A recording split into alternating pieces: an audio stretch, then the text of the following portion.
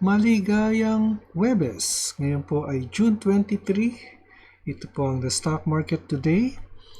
If this is your first time in this channel, ako po si Benji Chodoro, isang retired bank officer na nagsimula mag-invest sa Philippine stock market noong 2007. Ginagawa ko po ito araw-araw. And nire-report ko rin po yung latest news tungkol sa inyong paborito at pinaka-aktibong stocks. If you like the content, inimitahan ko po kayo mag-subscribe sa aking channel. Kung meron po yung stocks na gustong ipa-review using technical analysis, please comment on the comment box at aking ipa-prioritize. Hindi po ako financial advisor. Anything I say dito po sa channel na ito ay hindi po financial advice. Ang ating balita ay tungkol sa PHILEX kasama ang ating financial headlines at ang resulta ng trading sa ating PSE ngayong araw. Thursday, June 23, 2022, dito lamang sa The Stock Market Today.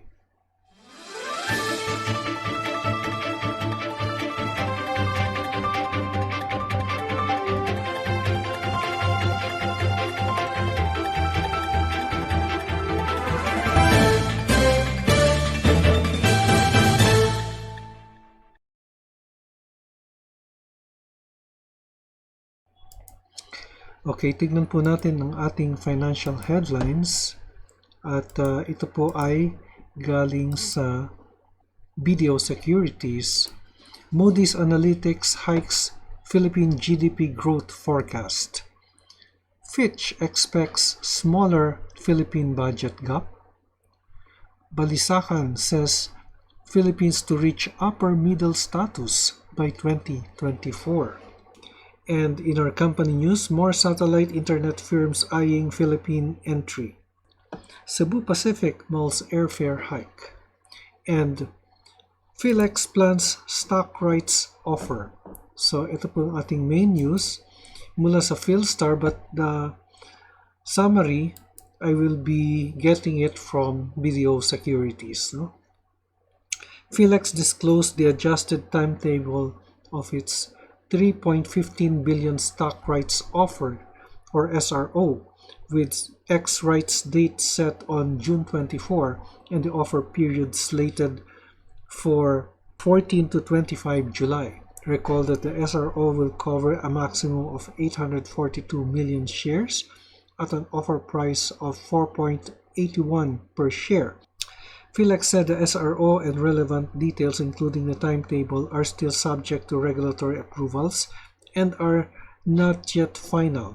There may be adjustments on the outstanding shares and price on the ex-rights date. Proceeds from the offer will partly finance the Silangan Copper Gold project in Surigao del Norte, which is targeted to commence commercial operations by the first quarter 2025. Yung original offer price for the SRO is 481 per share. Pero yung closing price yesterday was 395. So they have to make some adjustments there, no? Kasi 481 masyado mahal po yun. Kasi kung they will stick to the 481, pero tingin ko po bababaan po nila ito to reflect market, no? Pero kung 481 po yan, I'd rather not go with the SRO, no? I'd rather buy from the market. Yun po yung sa akin. But they have to make adjustments here kasi mas mataas po yung offer price kesa dun sa market. Okay, so let's take a look at our, well, before we go to the index, let's take a look at some comments. Si Felino Javines, thanks, Sir Benj. Mabuhay po kayo. Prayers to sa niece ninyo po. Salamat po. Pero hindi ko po ito niece, ano? She's a cousin of mine who is very much, who loves stocks also. And yung father po niya ay pinsang buo ng aking father, which makes her my second cousin. But she has been sick for some time and marami pong salamat sa inyong prayers. Update po sa MREIT at RCR. Okay po, sama po natin yan. Okay, so let's now go to the Philippine Stock Exchange and the Philippine Stock Exchange Index. Tingnan natin kung anong nangyari ngayon. Okay po. So, the Philippine Stock Exchange Index, naku, bumaba po siya. It lost 102.77 points. And the third straight day, 1.67% down, nasa 6065.23. Ang pinaka-support po ng index nasa 6,000. 6,1 to 6,000. And then, dito naman sa market activity, 143 companies declined, 65 advanced, while 36 remained unchanged.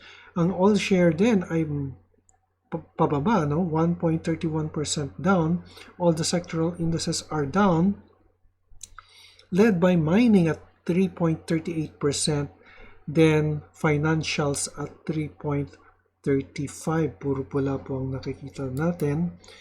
And then we will be reviewing your stocks, si MREIT, si RCR, and then let's take a look at some here, para may iba naman, sa gitna po tayo mag-start.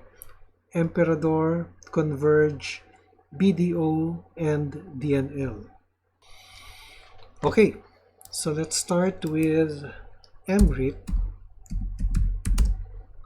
Si MREIT, yan, pababa din po siya, and it has been moving downwards. Nag-IPO po siya noong October 1, and since itong part na ito, January 31, pababa na po siya. So, ang ating, let's try the SNR of Investograms.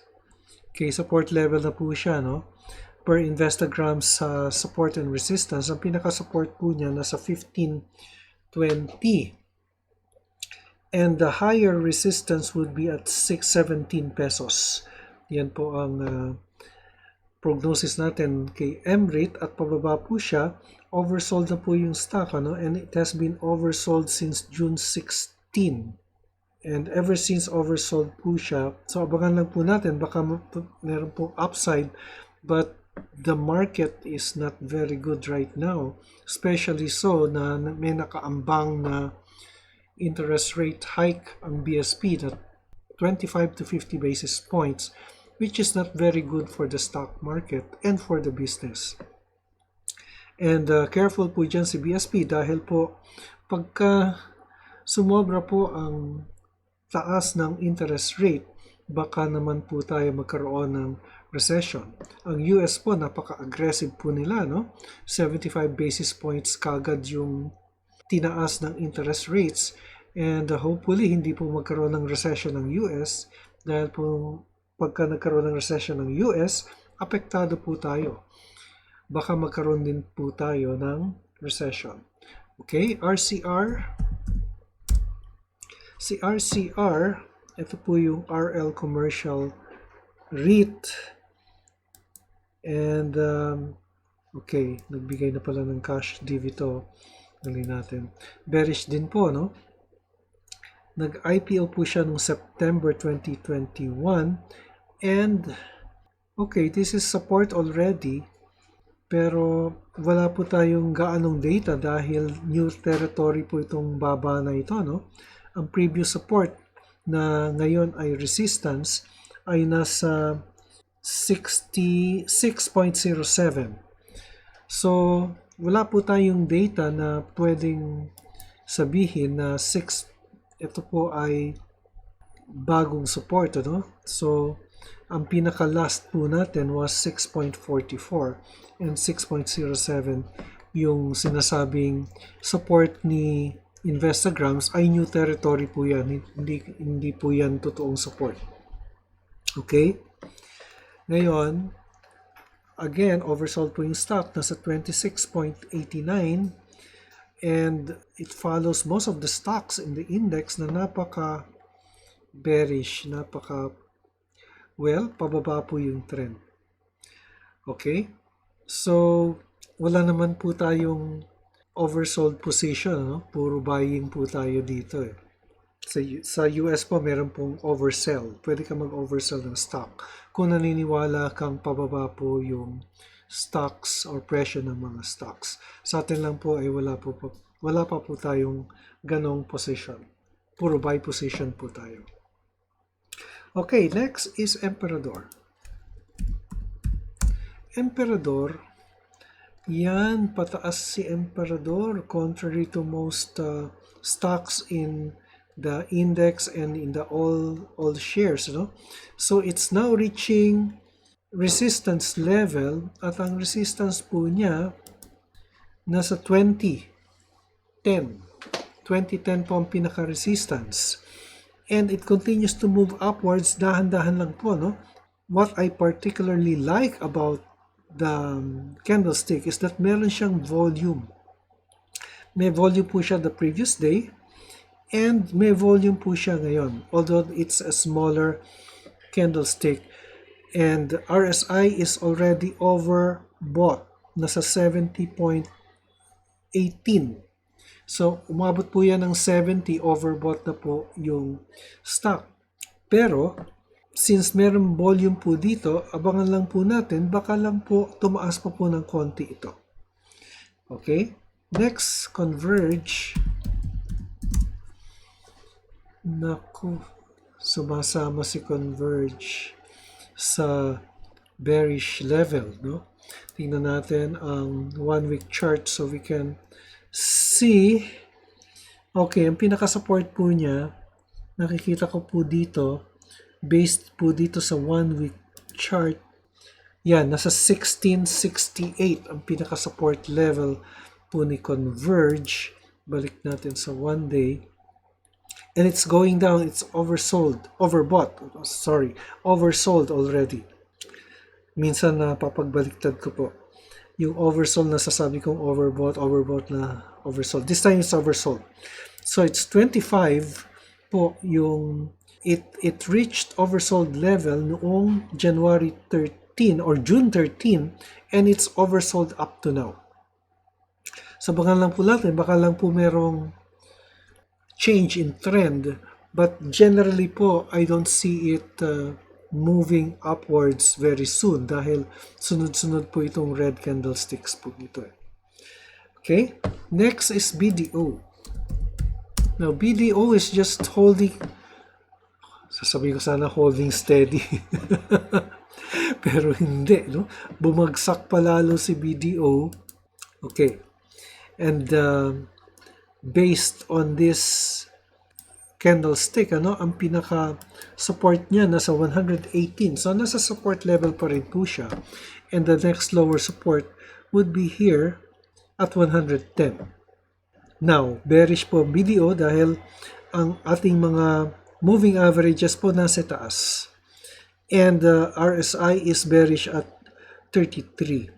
So based here, I don't see anything very good about BDO, only that BDO is an index stock and BDO is a leader in the banking industry, in the financials, no?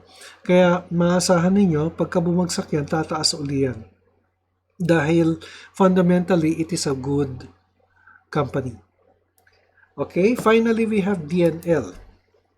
Sana ay maganda ang balita natin dito kay DNL. Naku, pula na naman po si DNL. Okay, it ended in the red. And meron siyang, may cash dividends siya, ha? Maganda to, ha? May cash dividends po si DNL, 55 centavos, 5.5 centavos, and hindi ko makita yung itaas, eh. Sorry, hindi ko po makita lang yung itaas. 18.5 centavos, so 23 centavos po. 23 centavos po siya. Or 24 centavos rather. Okay? So yan po, may cash dividends po siya payable on July 15 kung meron po kayong DNL. Pero it has been moving down, since here, January. End of January po, moving down na po siya, just like most of the stocks. Okay, so if we will get the support level, let's do the 1 week. Yung 1 week chart po natutunan ko po yan kay Miss JD. Ganyan po yung style niya. So ginagaya ko po yung style niya. Pagka hindi ko po makakita yung dulo, 1 week chart po ang ginagawa ko. Nakakuha po ako ng points. May points po si Miss JD. Okay, salamat po Miss JD sa inyong tulong sa akin. No? Alam niyo, Miss JD had been very supportive of my YouTube channel. And since I started 2 years ago, very, very supportive po siya. She's one of my friends here in YouTube na malaki yung utang na loob ko sa kanya. Salamat po Miss JD.